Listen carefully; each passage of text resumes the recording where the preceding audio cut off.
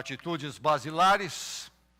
Então, que eu e você precisamos ter, porque elas são fundamentais, necessárias.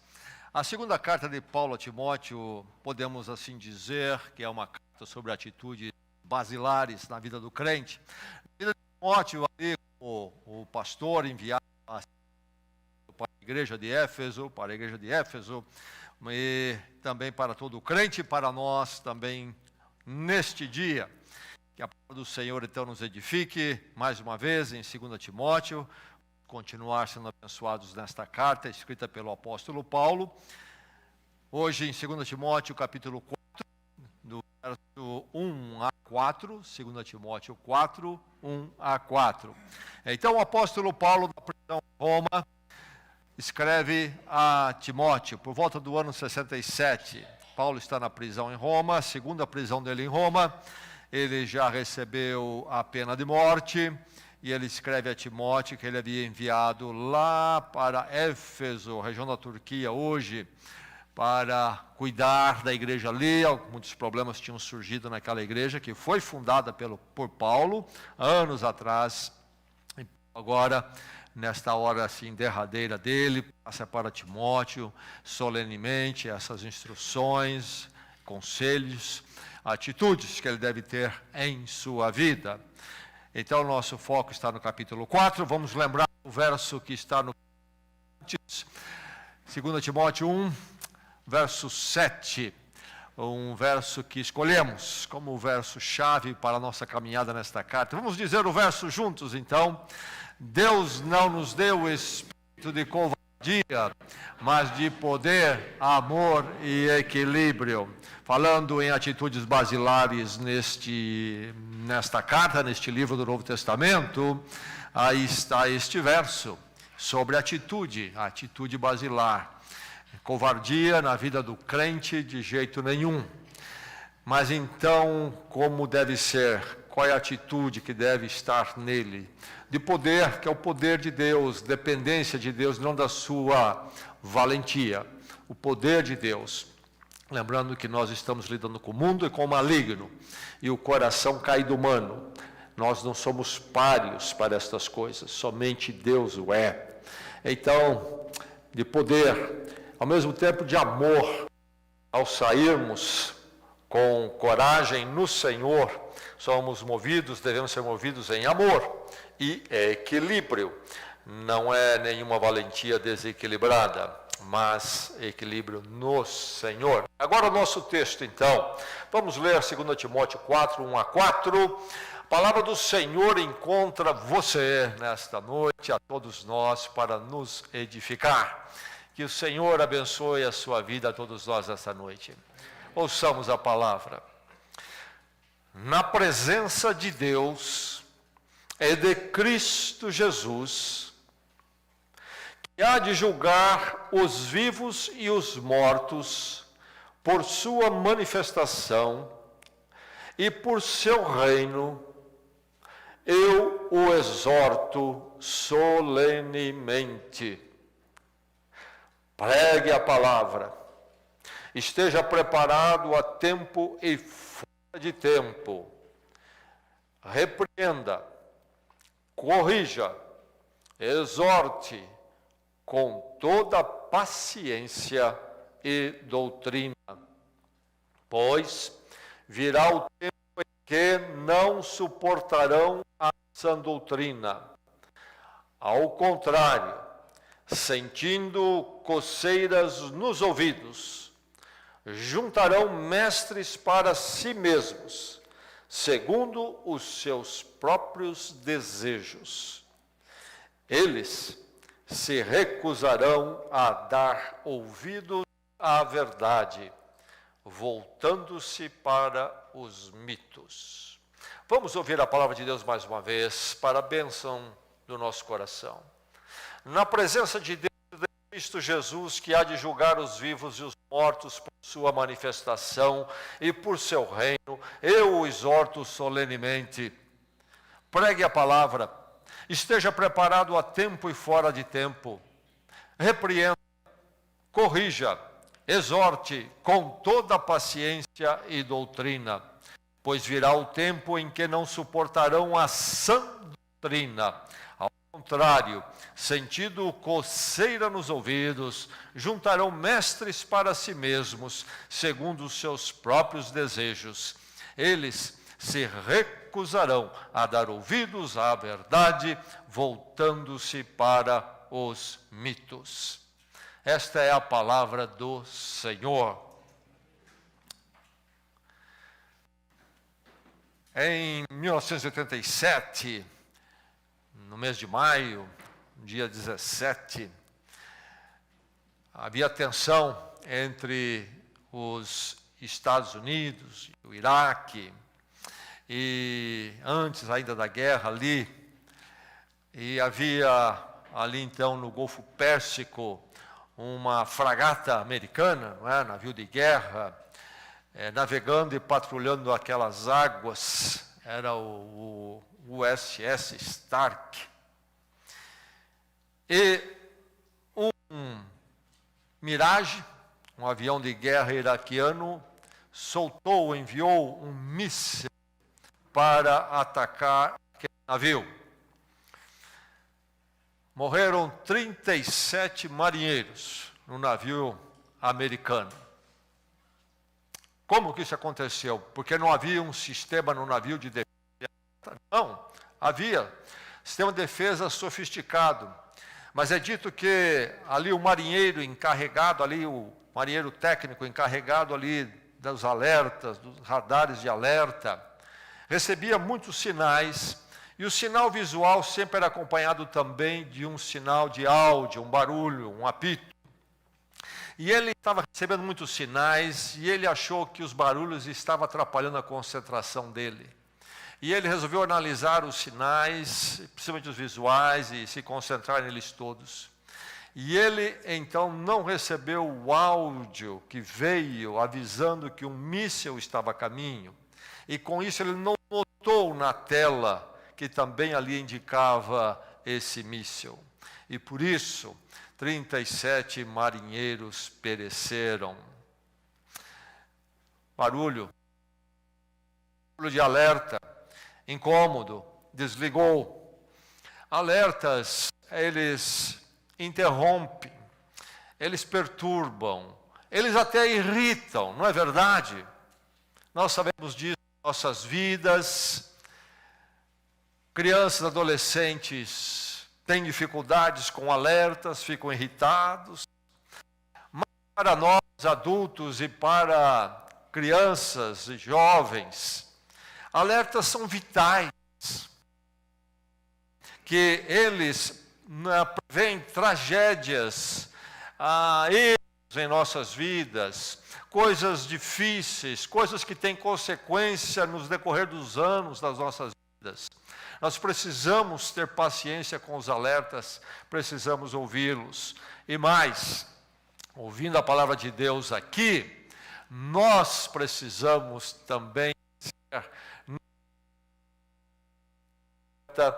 mas também aqueles que enviam o alerta. Paulo diz aqui a Timóteo: exorto solenemente, pregue a palavra. Pregue a palavra. E aí, pregar, o verbo que referia à ação de um arauto, aquele que avisava a população naqueles dias, os recursos audiovisuais que nós temos. Então, o arauto gritar que havia uma ordem essencial, havia um princípio a ser observado. Deixe-me interromper aqui a mensagem. Acha melhor usar o de mão? Então vamos fazer isto. Pode cortar este.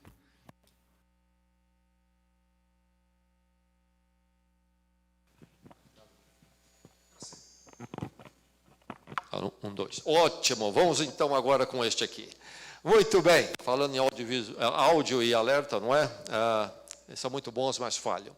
Enfim, Vamos em frente. Exorto solenemente, pregue. Seja um arauto, não é? Aqui o verbo que nós não temos, o verbo que fala da figura do arauto e que então é trazido por pregar, mas não temos o verbo para arauto, não é? Arautear, arauteie. Então, que pregue, seja um arauto, aquele enviado por autoridade, pelo rei, para anunciar, avisar de um perigo, anunciar uma ordem que havia sido dada, um decreto. Então, esta função aqui do pregar, que Paulo coloca para Timóteo, e está sobre nós também, este ser um proclamador, alguém que proclama e avisa.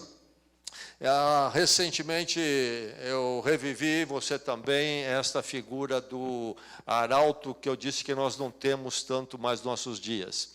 Em cima da minha casa, meses atrás, passava um aviãozinho, passava em cima da sua também, ele tinha um alto-falante, e ele ficava então dizendo, fique em casa, esses negócios aí, fique em casa. Ele não se desculpava, ele não dava explicações, ele simplesmente dava a palavra certa, que foi dada a ele para cumprir, e dizia, é isto aí. Ele não discutia, ele não elaborava, ele não ficava ali colocando de forma dúbia, talvez sim, talvez não, é algo que eu quero dizer. Não, fica em casa, a pandemia não acabou, dizia ele toda hora e me irritava, porque alertas irritam.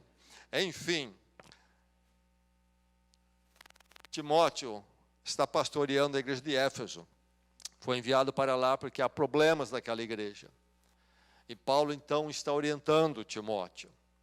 Esta carta de Paulo é uma carta preciosa para pastores, pregadores. Esse texto que nós lemos é um texto clássico para pregadores e pastores da palavra, aqueles que se ocupam com isto.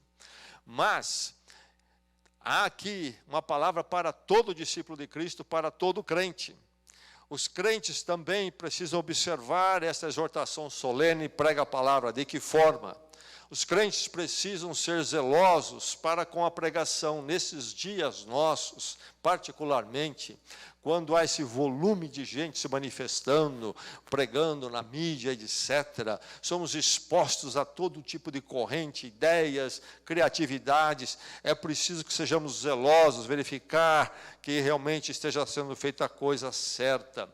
E nós também, todos nós como crentes, somos proclamadores em nossas vidas. Sobre nós também está, então, de uma forma diferente daquele que se coloca diante da igreja para pregar, mas está sobre nós, sobre todos nós, na nossa vivência, na nossa interação com as pessoas. Enfim, o que é que Paulo está dizendo a Timóteo, o que é que a palavra de Deus aqui diz a nós nesta noite aqui? Fala sobre a proclamação dedicada. Na minha vida e na sua, como na de Timóteo, precisa ser achada a proclamação e proclamação dedicada. Não só proclamação, mas dedicada, aplicada, feita com zelo e seriedade, compromisso. Na minha vida e na sua, somos proclamadores. Para onde vamos? Onde nós atuamos? Ali nós somos proclamadores. Na nossa forma de viver e na possibilidade do compartilhar em palavras quando temos essas oportunidades. E então, que nesta noite o Senhor nos levante como proclamadores mais dedicados. Nós chegamos sempre nas nossas necessidades à casa do Senhor. Mas vamos lembrar que nós não podemos ficar só focando nas nossas necessidades. No meio das nossas lutas, Deus nos exorta, a sua palavra nos exorta, que há uma missão para nós, seja no dia bom ou no dia difícil, sermos proclamadores dedicados diante do mundo, diante daqueles que nos cercam, diante da sociedade. Proclamador dedicado, que apresenta exclusivamente a palavra do Senhor, entregue a nós de uma vez por todas. O Evangelho de Jesus Cristo, a doutrina apostólica, a revelação de Deus que veio à humanidade. Esta palavra deve ser à nossa proclamação. Sermos proclamadores dedicados é nos mantermos na exclusividade da palavra, não começarmos a buscar outras coisas e misturar. Por isso precisamos ser zelosos também com a pregação nos nossos dias. Somos expostos a tantos pela internet. Vigie, é realmente proclamação exclusiva da palavra que você está ouvindo ou não é? Que palavra é esta? Vamos definir ainda um pouco mais, é o Evangelho de Jesus Cristo, é a pessoa de Jesus Cristo, a obra dele, a vida dele, morte, ressurreição e ascensão. Isto aí nós precisamos proclamar, é a palavra. Começa o Velho Testamento, uma história longa, mas é uma história toda apontando para Jesus Cristo, até que chega o momento quando ele vem, e o Novo Testamento é sobre isso, a vinda dele, e o que ele realizou. Ele cumpriu a profecia, cumpriu a obra de salvação, morreu na cruz por nós, porque todo ser humano é pecador, devedor, todo ser humano está em problema, porque está rompido com Deus. Há dificuldades no coração humano, há uma condenação eterna.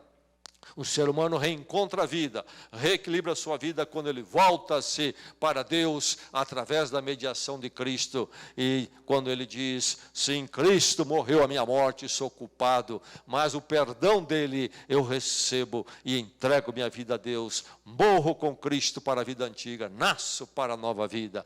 E aí então acontece essa obra do resgate e salvação. Eu e você, eu espero que todos aqui já passaram por isto, a salvação em Cristo, essa transformação.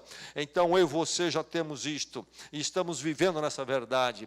E agora, à nossa volta, as pessoas não têm, e elas precisam conhecer isso. Como? Através de mim e você.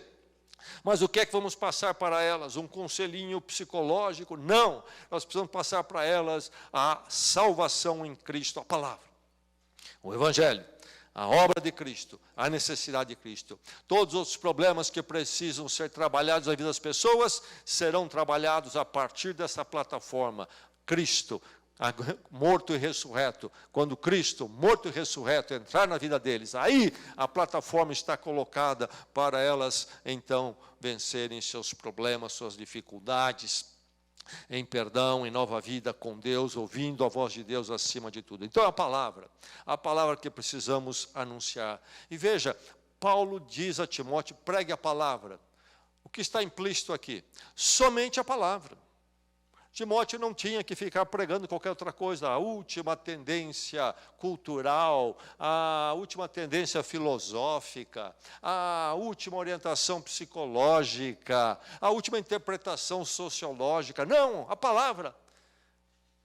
Ela era eficaz naqueles dias e é hoje. O ser humano é o mesmo. Ele se encheu de mais brinquedos, mas o coração humano é o mesmo. Atribulado, longe de Deus, sem direção, vazio, culpado. É o mesmo. E há uma série de problemas que o ser humano não se atenta, que o foco dele está em sintomas e não na causa. E ele acha que pode consertar só os sintomas. Eu estou um pouco ansioso, estou deprimido. Ele precisa acertar a causa. Quem sou eu, por que estou neste mundo, qual é a minha condição? Onde está o meu alicerce, a minha fundação? E aí, então, trabalhar as suas dificuldades a partir daí. Não tenho paz. O que eles vão fazer? Preciso tratar esse plano da paz, para tratar a sua paz com Deus, reconciliação com Ele. Então, somente a palavra. Um arcebispo da igreja anglicana, da linha muito bíblica, disse algumas coisas interessantes. O nome dele era Whately, e viveu no século XIX. Uma vez ele disse o seguinte: pregue não porque você tem que dizer algo, mas porque você tem algo para dizer. Timóteo, você tem algo para dizer, a palavra. Você não vai ficar falando, porque você tem que ser um bom falador e manter a audiência, manter seu canal de YouTube, seja lá o que for, no rádio. Então você tem que ser um falador, entendeu, Timóteo? Você tem que dizer algo, diga aí, vai dizendo, enche o tempo, é 30 minutos, enche. Não, você vai pregar não porque tem que ficar falando, mas você vai pregar porque você tem algo importante, fundamental, essencial para dizer a quem está à sua volta. Pregue, proclamação dedicada que deve estar na minha vida é sua. Isto envolve a exclusividade da palavra. Mas o apóstolo Paulo continua, ele diz que é preciso ter em nossas vidas esse temor presente, estar presente sempre o temor. Quando nós pensamos em pregar a palavra, meu irmão, minha irmã, sermos anunciadores, no nosso testemunho prático e nas nossas palavras, precisamos ter sempre o temor de Deus em nossas vidas. Ele fala sobre que ele exorta Timóteo solenemente, como se fosse uma sessão oficial para comissionar alguém. Autoridades presentes vão ali então dar autoridade a alguém para ir cumprir uma missão. Quando alguém toma um juramento solene, veja só o que Paulo fala aqui. E ele diz que as testemunhas é simplesmente Deus e Cristo Jesus. Timóteo, na presença deles agora, estou dizendo a você isto, para você ser um proclamador dedicado. E este Cristo que há de julgar vivos e mortos, na sua manifestação, há uma manifestação segunda de Cristo agora, não aquela do Natal, mas de juízo. Então, diante de Deus, testemunhas solenes em Cristo Jesus, deste Deus em Cristo, que é justo, há de trabalhar, julgar, condenar todo o pecado humano. E agora é a hora de anunciar a palavra, o evangelho, a oportunidade da salvação. Enquanto as pessoas estão caminhando num barquinho em direção a uma grande cachoeira e para a tragédia onde tudo vai se arrebentar, da margem você grita, interrompa e volte. Fale de Cristo, fale do evangelho. Há um julgamento por vir, agora é a hora de ouvir a graça. E há uma urgência na sua vida, você precisa disso urgentemente. Um Deus justo, escatológico, Ele tem um plano, há de julgar as últimas coisas, há uma direção de Deus, há um encontro com a justiça de Deus.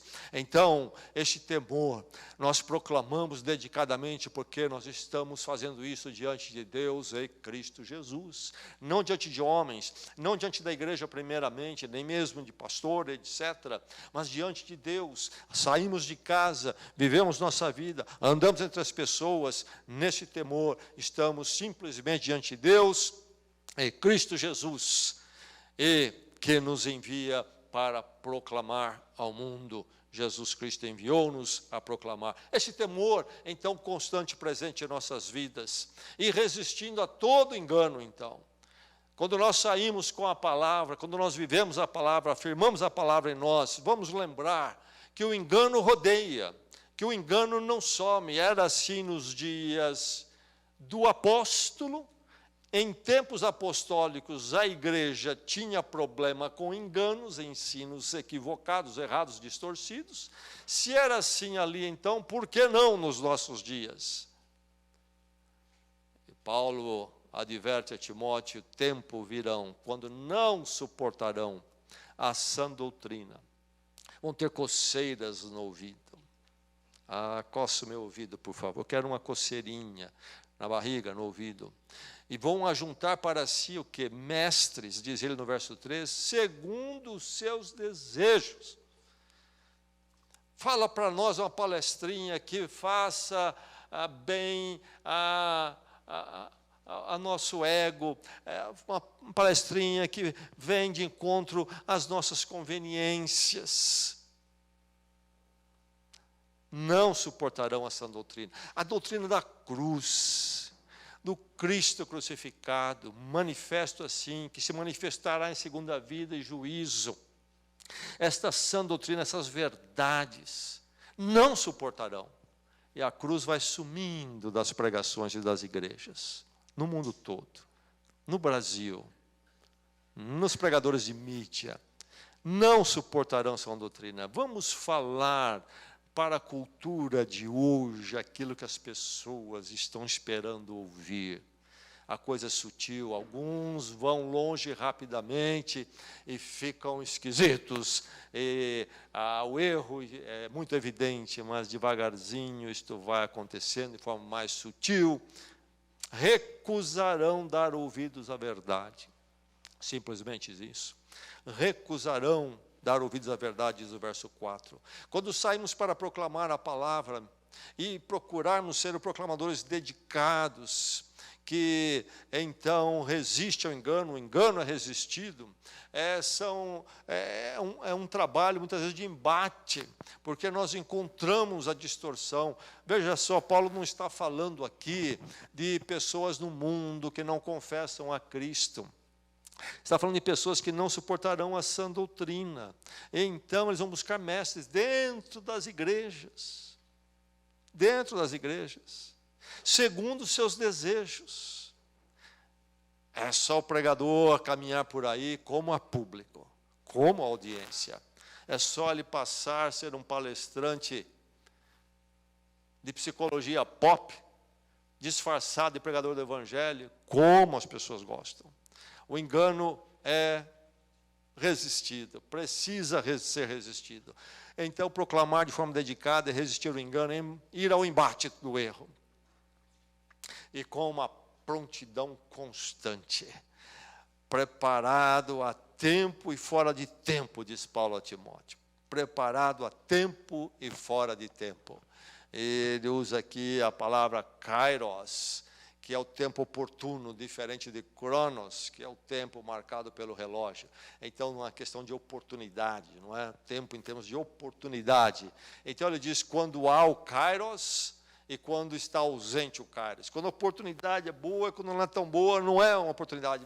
Procura proclamar, seja dedicado a esta prontidão constante em nossas vidas. Há uma urgência aqui. Paulo diz que quando nós olhamos para as pessoas à nossa volta, precisamos sentir essa urgência. O tempo urge.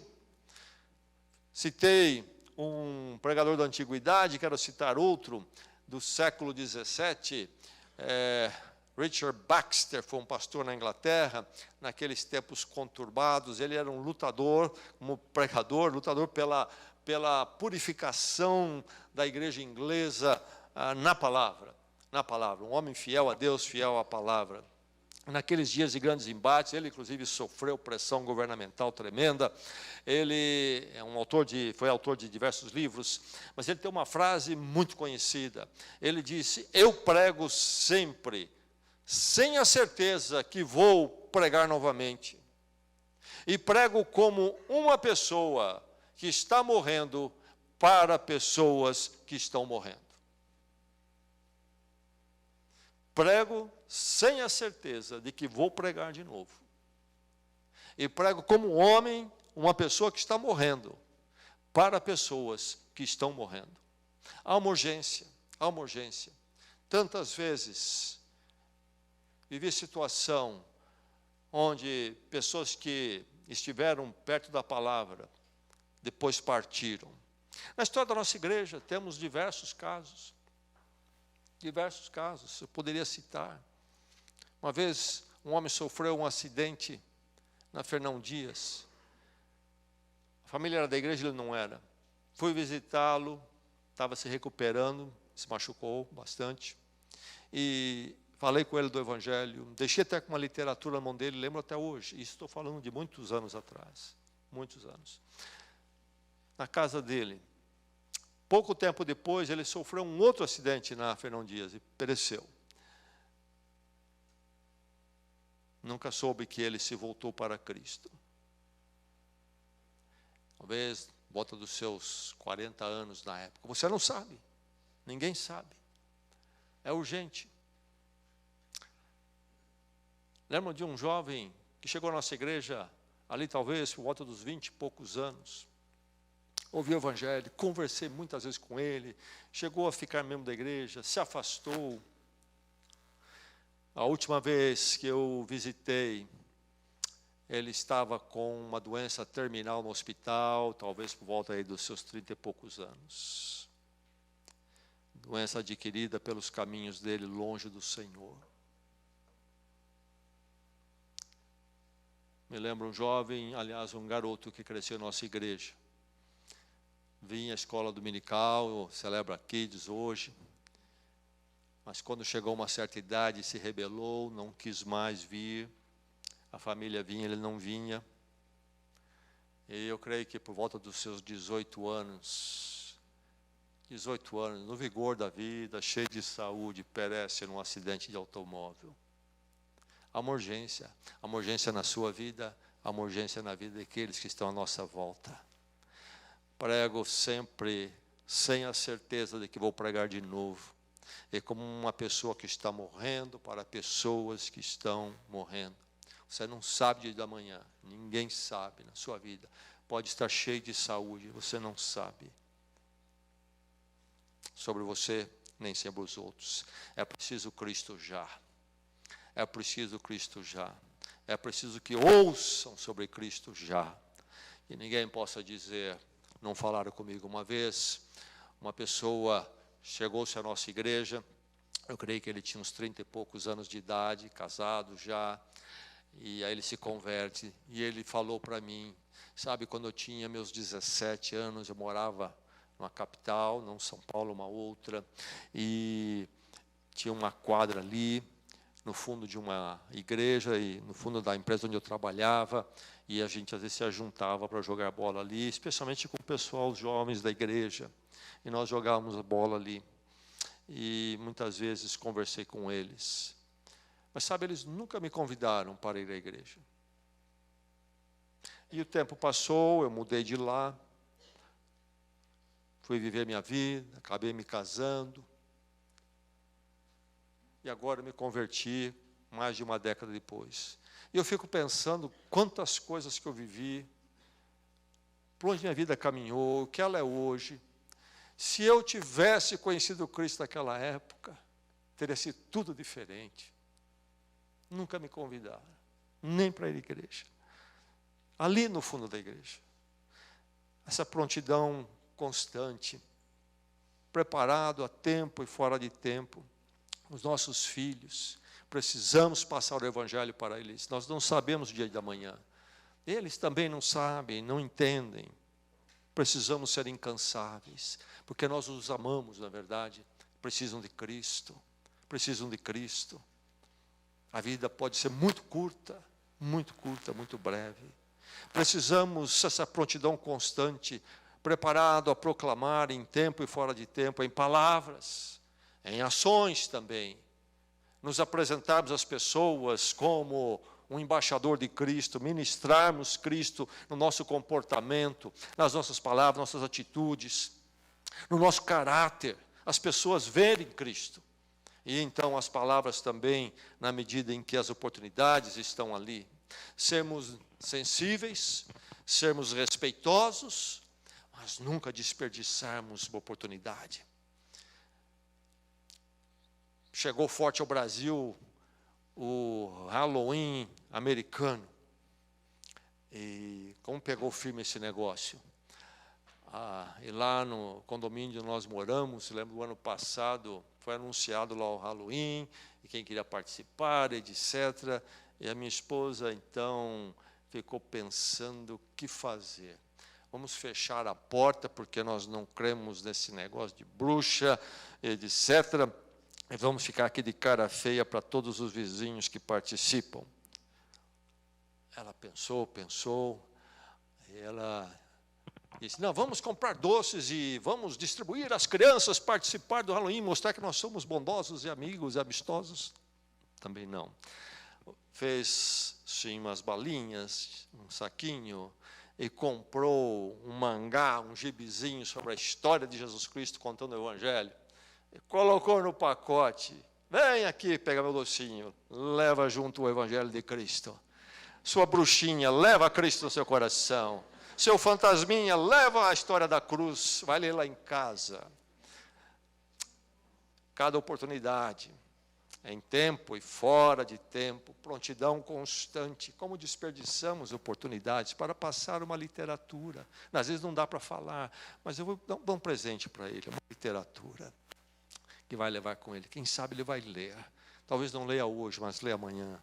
Vou dar um Novo Testamento. Enfim, proclamadores dedicados com esta instrução sempre saindo de nós, ministrando a instrução sempre ministrada através de nós. Por isso que ele fala com doutrina, com doutrina. Nós não jogamos só uns pensamentos bondosos no ar. Eu citei aqui o Evangelho, as verdades do Evangelho, pautada, a doutrina, a didaquê, é aquele ensino sistemático, as verdades do Evangelho, não é só, pois é, Jesus é bom, ele é bom para todos nós, não é bom e tal. Essas platitudes que nada significam. Quem é Cristo para você?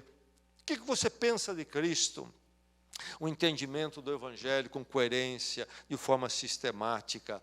E então, sempre estarmos ministrando a instrução.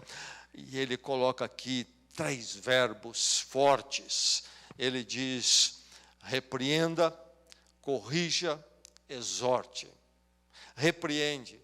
Repreende é a advertência, é a censura, é apontar para a pessoa isso que você crê, o que você pensa, não é conforme a palavra, não é conforme o Evangelho. Saiba disto. Mas ele diz não somente repreender, porque é insuficiente repreender apenas. Ele fala também em corrigir, isto é, reorientar o errado, mostrar para ele que se a direção censurar, repreender a direção errada, mas dar a direção certa. Qual é a direção a seguir?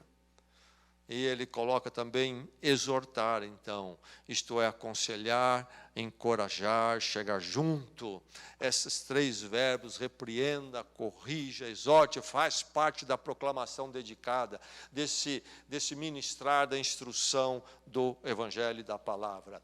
Seja um proclamador dedicado, meu irmão, minha irmã, que toda a nossa igreja seja essa proclamação dedicada, que exige o aguardar.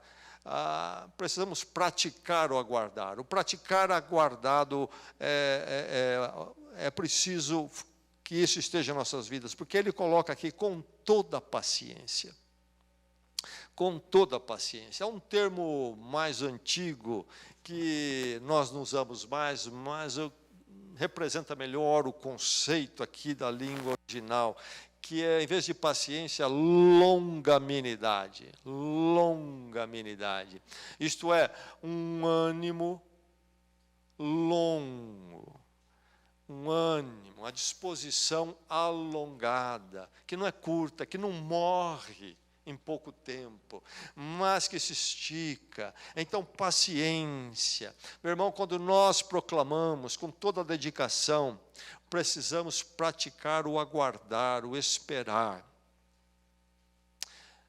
Isto quer dizer que nós temos que ter este controle e disciplina para não sermos agressivos e não queremos forçar uma situação. Já encontrei pessoas que proclamam de forma dedicada, mas fazem debaixo de pressão, e eles produzem até conversão, que são artificiais. E eles falam, fulano se converteu, você não converteu coisa nenhuma, pôs pressão ali, deu um jeito, a pessoa disse sim, mas não abraçou nada. É preciso que nós, então, trabalhemos com paciência, longanimidade, semeando, falando, testemunhando e esperando o agir de Deus. Nós não vamos fazer a conversão, a volta a Cristo, a nova vida, com as nossas técnicas. Qualquer coisa que usamos é apenas instrumentos nas mãos de Deus. Ele tem que efetuar a obra. Mas, acima de tudo, seja um proclamador dedicado, com toda a paciência. De que forma? Na dependência. Na dependência. Eu sou apenas um arauto, um anunciador. Somente Deus pode realizar a obra neste coração. E eu espero no Senhor, o resultado do Senhor, na hora do Senhor, no tempo do Senhor, na forma do Senhor. Eu não posso produzir isso. Eu apenas posso lançar a semente, eu apenas posso proclamar a mensagem, o Evangelho. Mas o Senhor é que tem que fazer o germinar, o responder verdadeiro. Então, com toda a paciência, dependendo do Senhor. Paciência, na dependência, sim. Porque nós sabemos que quando Deus quiser agir, ninguém resiste. meu agir é entregue ao Senhor, que pode trazer o resultado. Não é um poder meu, mas ao poder de Deus, estou a serviço do poder de Deus. Aguardar que eu e você possamos ser esse proclamador dedicado. Todos nós já ouvimos falar do Titanic, que afundou em abril de 1912 no Atlântico Norte.